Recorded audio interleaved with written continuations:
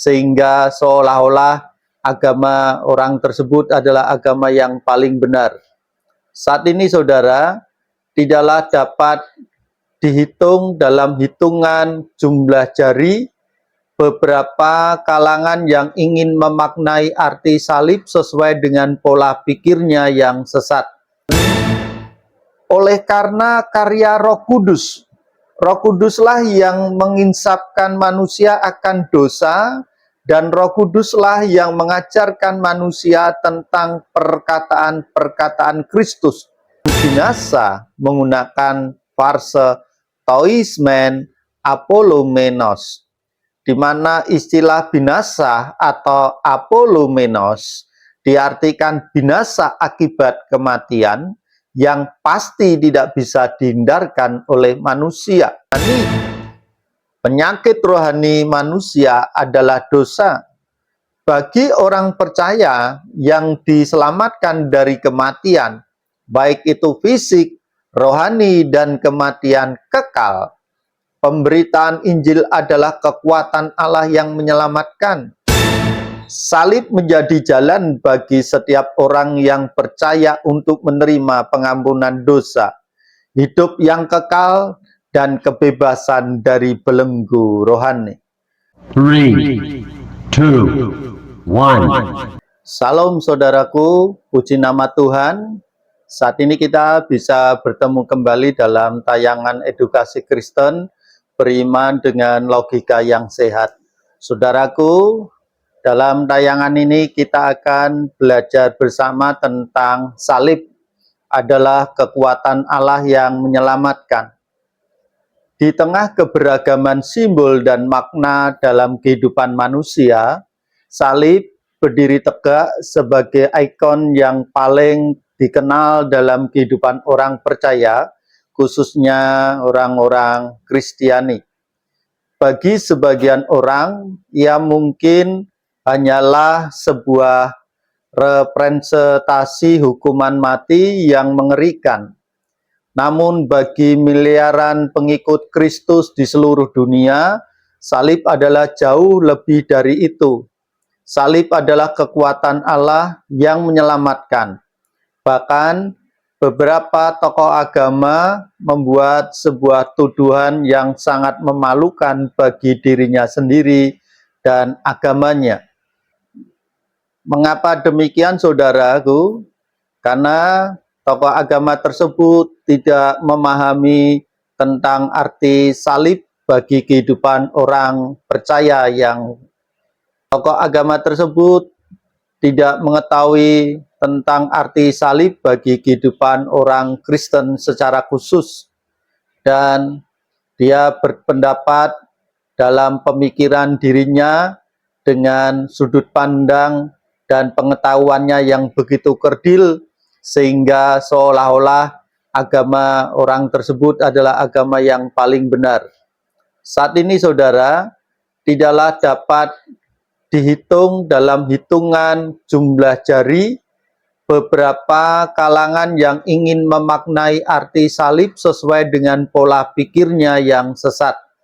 Bahkan seringkali ikut campur dalam keimanan Kristen. Ini menunjukkan bahwa orang tersebut memiliki kegalauan atas agamanya yang sedang dianutnya atau diyakininya. Di satu sisi juga kita pernah menjumpai orang-orang yang dulunya mengaku sebagai orang Kristen dan sekarang sudah berbalik dari jalan kekristenannya, masih juga berusaha mengotak-ngatik ajaran Kristen, terutama tentang salib dan kealahan Kristus. Ini menunjukkan bahwa orang ini belum bisa move on dari agamanya yang lama. Sebagai seorang Kristen yang sudah meninggalkan iman Kristennya, tetapi masih saja berusaha berbicara tentang keimanan Kristen, berarti dia masih memiliki sebuah kegalauan dalam keyakinan imannya.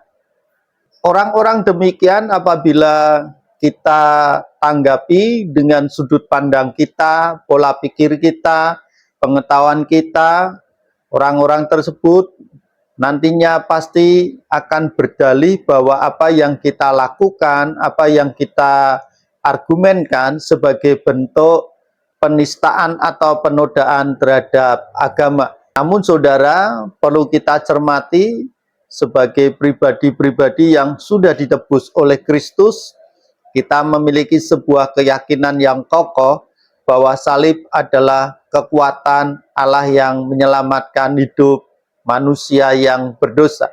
Kendati demikian, mari coba kita cermati saudara, yang seringkali muncul bahkan terdengar terlintas dalam telinga kita, ada beberapa pertanyaan yang menyudutkan orang Kristen apabila ditanggapi dengan pertanyaan yang menyudutkan mengenai keyakinan atau agama lainnya, akan terjadi perdebatan yang berujung pada penodaan agama. Meskipun bukanlah orang yang pertama kali memunculkan pertanyaan-pertanyaan tersebut, tetapi acap kali seringkali kita terpancing oleh karena emosi kita yang tidak bisa tertahankan. Taruhlah emosi kita pada kehendak ilahi, bahwa kita yang percaya pada salib Kristus adalah sungguh-sungguh orang yang terberkati, karena kita adalah bagian orang yang akan diselamatkan kelak nanti. Tidak sedikit dari orang-orang di luar kekristenan ikut campur di hal keimanan Kristen, justru memperlihatkan bagaimana kurang yakinnya dan bagaimana keraguan orang tersebut terhadap agamanya sendiri.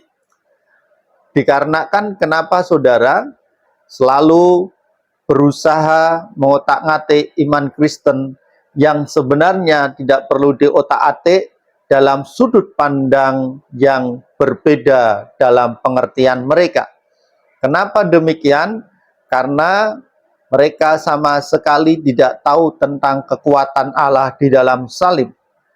Acap kali orang yang di luar kekristenan bertanya, mengapa umat Kristen menyembah sebuah objek fisik atau salib yang jelas-jelas merupakan hasil buatan manusia? Bukankah ini termasuk dalam perbuatan syirik atau menyekutukan Allah yang sangat dilarang oleh agama? Ingat saudara, orang Kristen sama sekali tidak menyembah salib. Salib bukanlah sebuah benda yang dikultuskan atau benda yang nantinya akan menggantikan Allah. Bukan saudara, orang Kristen tidak pernah menyembah salib. Salib hanyalah sebuah ikon bagaimana sebagai sebuah lambang supaya kita senantiasa diingatkan akan sengsara, penderitaan, kematian, dan kebangkitan Kristus. Pertanyaan-pertanyaan tadi secara langsung menantang praktek penghormatan salib dari sudut pandang monoteisme.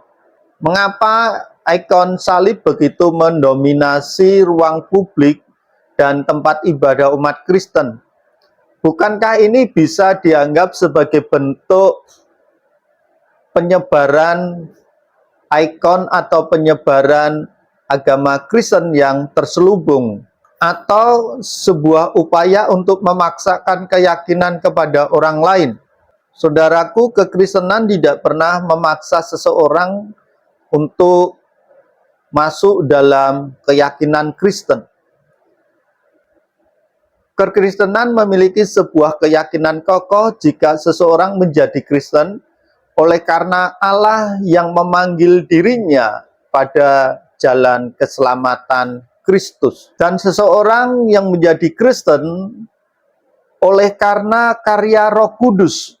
Roh Kuduslah yang menginsapkan manusia akan dosa, dan Roh Kuduslah yang mengajarkan manusia tentang perkataan-perkataan Kristus. Dialah roh penghibur dan penolong. Dalam hal ini, dunia mungkin melihat salib sebagai simbol kelemahan, kekalahan, dan penderitaan. Bagaimana mungkin sebuah alat penyiksaan dan kematian menjadi sumber kekuatan dan keselamatan.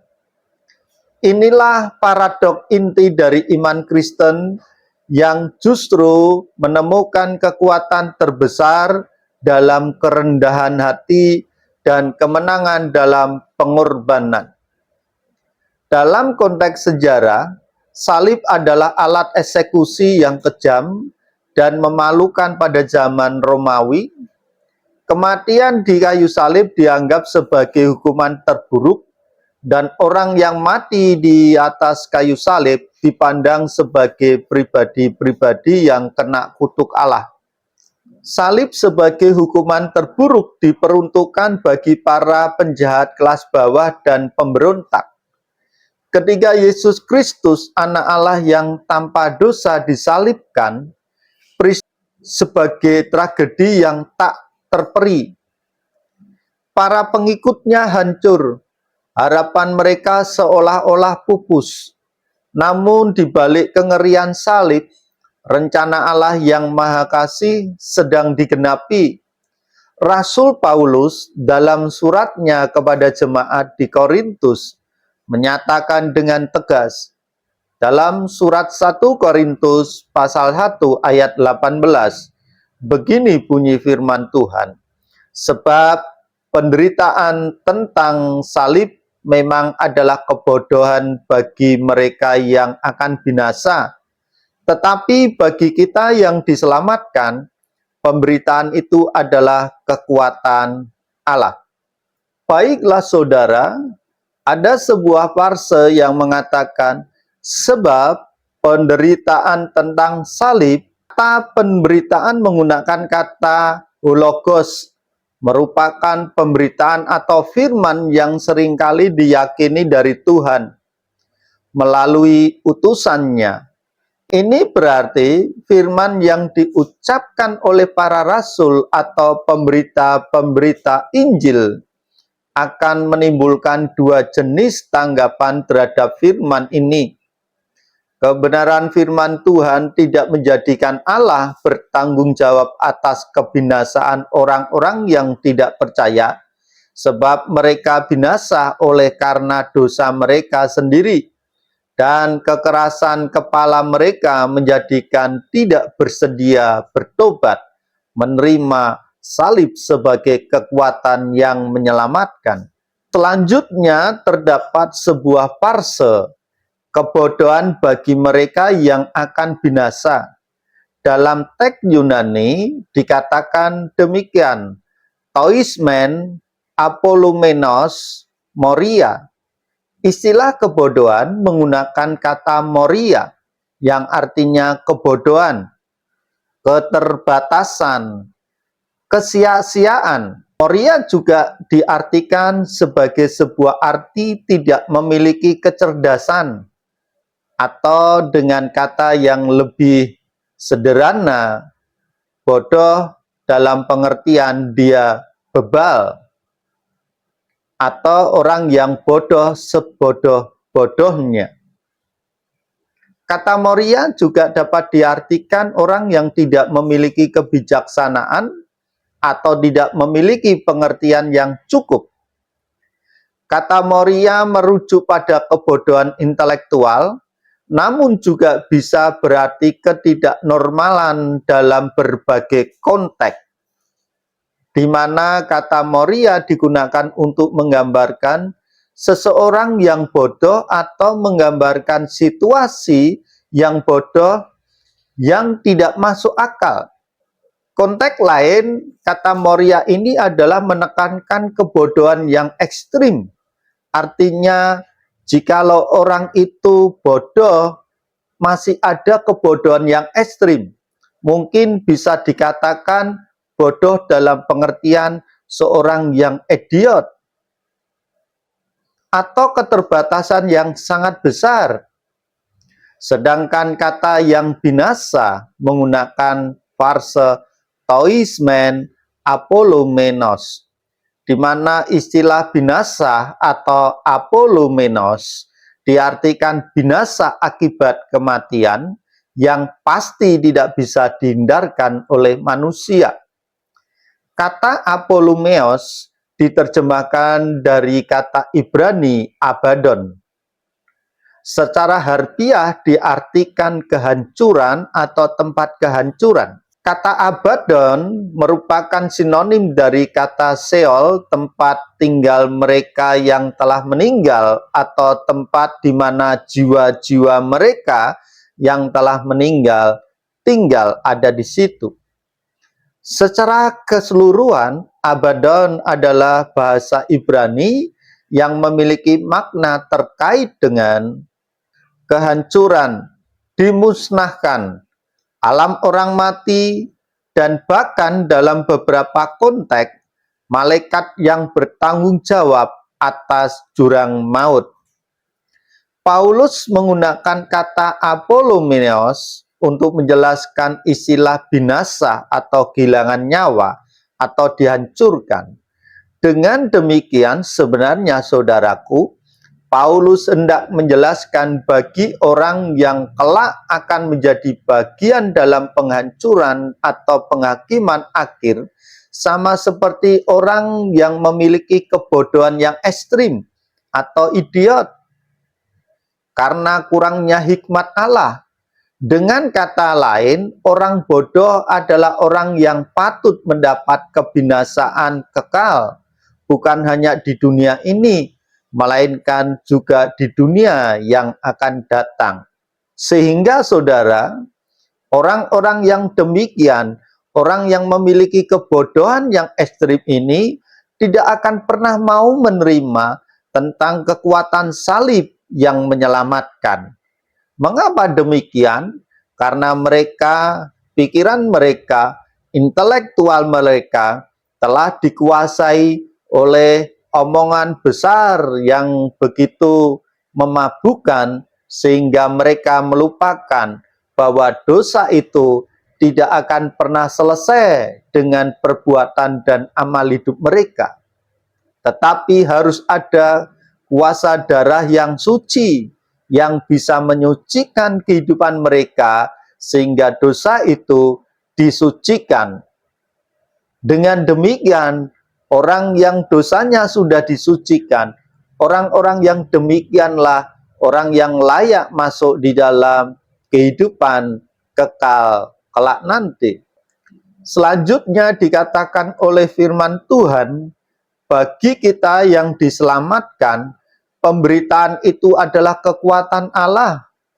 Kata diselamatkan menggunakan kata sosomeois, berasal dari kata soso, yang diartikan selamat. Kata soso memiliki makna selamat dari kematian fisik. Namun soso juga memiliki pengertian selamat dari kematian rohani. Penyakit rohani manusia adalah dosa. Bagi orang percaya yang diselamatkan dari kematian, baik itu fisik, rohani, dan kematian kekal, pemberitaan Injil adalah kekuatan Allah yang menyelamatkan, karena salib sebagai manifestasi kasih dan keadilan Allah. Dalam salib terdapat titik temu yang ajaib antara kasih dan keadilan Allah. Dosa manusia telah menciptakan jurang pemisah antara kita dengan Allah yang kudus. Keadilan Allah menuntut hukuman atas dosa, namun kasih Allah yang tak terbatas mencari jalan untuk mendamaikan dirinya dengan ciptaannya. Melalui pengorbanan Kristus di kayu salib, Allah sendiri menanggung hukumannya atas dosa-dosa kita. Melalui pengorbanan Yesus di kayu salib, Allah menyerahkan putranya yang tunggal untuk menanggung hukuman atas dosa-dosa manusia. Kristus yang tidak mengenal dosa dijadikan berdosa karena manusia, supaya dalam Dia kita dibenarkan oleh Allah. Salib menjadi bukti nyata betapa besar kasih Allah kepada dunia. Dan ketiga salib itu tertancap di Bukit Golgota, yang artinya adalah tulang kepala atau tengkorak, memberikan sebuah tanda tentang penggenapan bahwa keturunan dari perempuan itu akan meremukan kepala dari keturunan si ular. Salib itu telah tertembus di bukit Golgota, yang artinya Kristus telah meremukan kepala dari si ular.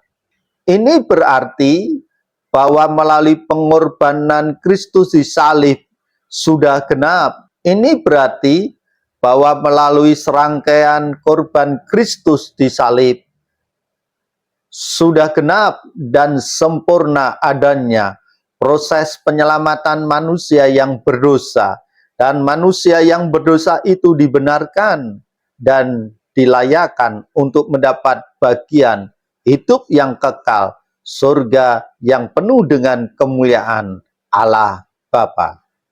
Salib menjadi bukti nyata betapa besar kasih Allah kepada dunia ini. Yohanes pasal 3 ayat 16. Kematian Kristus di kayu salib bukanlah akhir dari segalanya. Kebangkitannya pada hari ketiga adalah bukti kemenangan atas maut dan kuasa kegelapan. Salib yang awalnya tampak sebagai simbol kekalahan, justru menjadi lambang kemenangan abadi.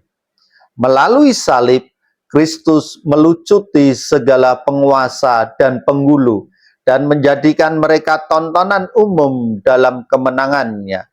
Saudara bisa perhatikan di dalam surat Kolose pasal 2 ayat 15. Kuasa dosa dan maut yang mengikat manusia telah dipatahkan. Salib menjadi jalan bagi setiap orang yang percaya untuk menerima pengampunan dosa, hidup yang kekal, dan kebebasan dari belenggu rohani. Bagi orang percaya umat Kristen, salib bukan hanya sekedar simbol untuk dikenang, tetapi juga sumber kekuatan yang nyata dalam kehidupan sehari-hari. Ketika kita memandang salib dengan iman, kita diingatkan atas kasih Allah yang tak bersyarat dan pengorbanan Kristus yang sempurna. Melalui iman dalam Kristus yang tersalib, dosa-dosa manusia diampunkan dan kita diperdamaikan dengan Allah, mengalami transformasi. Roh Kudus yang dimungkinkan oleh karya salib memperbarui hati dan pikiran kita, menjadikan kita serupa dengan Kristus. Salib mengingatkan kita bahwa orang percaya tidak sendiri dalam penderitaan. Kristus telah lebih dulu menanggung penderitaan yang jauh lebih berat. Karena Kristus telah menang atas maut, kita juga dapat hidup dalam kemenangan atas dosa dan kutuk dosa. Dan kita tidak akan pernah diperhamba oleh dosa lagi. Baiklah saudara, salib bukanlah sekedar artefak sejarah atau simbol keagamaan yang kosong. Ia adalah pusat dari iman Kristen, sebuah representasi konkret dari kasih Allah yang tak terhingga dan kuasanya yang menyelamatkan. Melalui salib, Allah menjamaikan dirinya dengan manusia, mengalahkan dosa dan maut, serta memberikan harapan dan hidup yang kekal bagi setiap orang yang percaya. Ketika kita memandang salib dengan mata iman kita tidak lagi melihat kayu yang berlumuran darah, tetapi kita melihat kekuatan Allah yang menyelamatkan, yang terus bekerja dalam kehidupan setiap orang yang percaya kepadanya, dengan hati dan pikiran yang sungguh-sungguh beriman kepada Kristus. Baiklah saudara, hal inilah yang bisa saya bagikan tentang salib adalah kekuatan Allah yang menyelamatkan. Jikalau saudara terberkati, saudara bisa bagikan tayangan ini kepada rekan-rekan saudara yang lain yang saudara pandang layak untuk mendapatkan berkat yang sama sebagaimana saudara terberkati. Puji nama Tuhan.